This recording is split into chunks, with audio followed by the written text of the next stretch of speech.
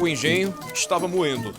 Do meu quarto ouvi o barulho da moenda quebrando a cana, a gritaria dos cambiteiros, a cantiga dos carros que vinham dos partidos.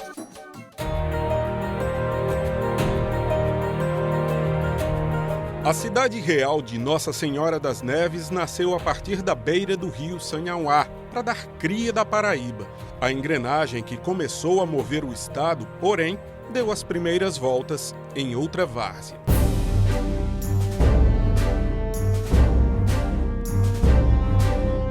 A Paraíba foi conquistada em 1585. Um ano depois, começou a funcionar neste local a primeira indústria do estado. Hoje só restam ruínas do engenho Tibiri del Rei, que ganhou este nome por ficar às margens do rio Tibiri, em Santa Rita, região metropolitana da capital.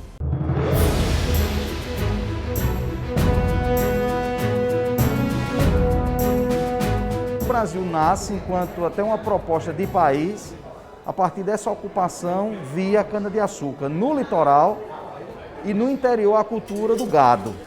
A Paraíba, mais especificamente, ela se construiu nessa relação econômica pendular, do litoral para o sertão, do sertão para o litoral, muito em função dessas duas culturas.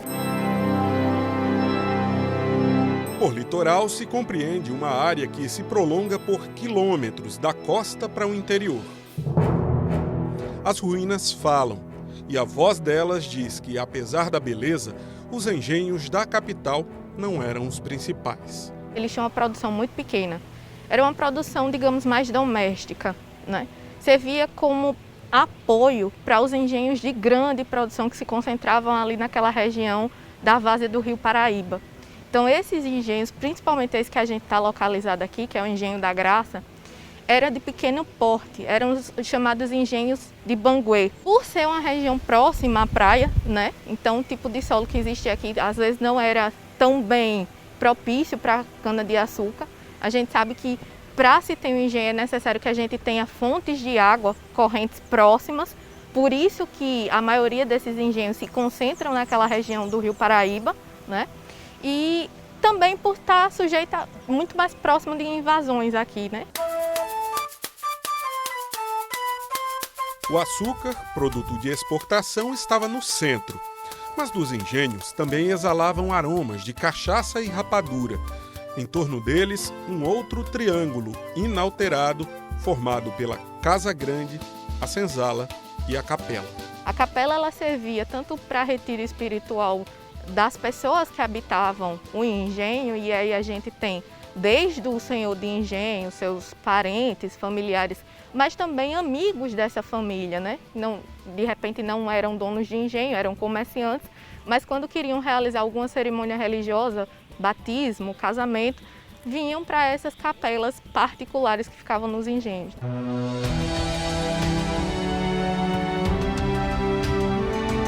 As relações sociais em torno do engenho extrapolavam simplesmente a produção da cachaça, da rapadura e do açúcar, né? O dono do engenho era como se fosse o banqueiro, o dono do engenho era o político.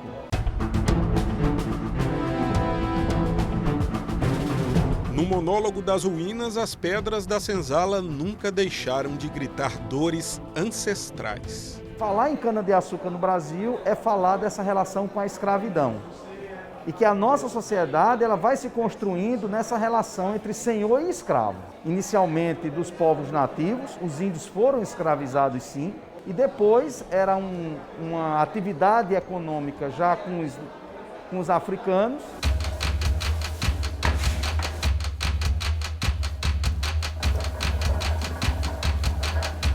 Pessoas escravizadas, animais, água. Os motores primitivos que movimentavam as moendas só foram substituídos aqui no Brasil no século XIX por máquinas como esta aqui, engenhos a vapor. A engrenagem do trabalho também mudou com a passagem dos séculos.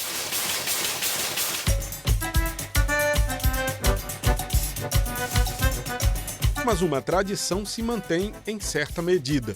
Não são poucos os engenhos que seguem os ramos das árvores genealógicas. Coisa para uns 300 anos de fundado. Mais ou menos isso. Foi do meu avô, passou para o meu pai e agora a gente está com a herançazinha nele. A moenda do tempo às vezes esmaga relíquias, mas pode girar como um parafuso, dando voltas ao mesmo tempo em que chega a um outro lugar.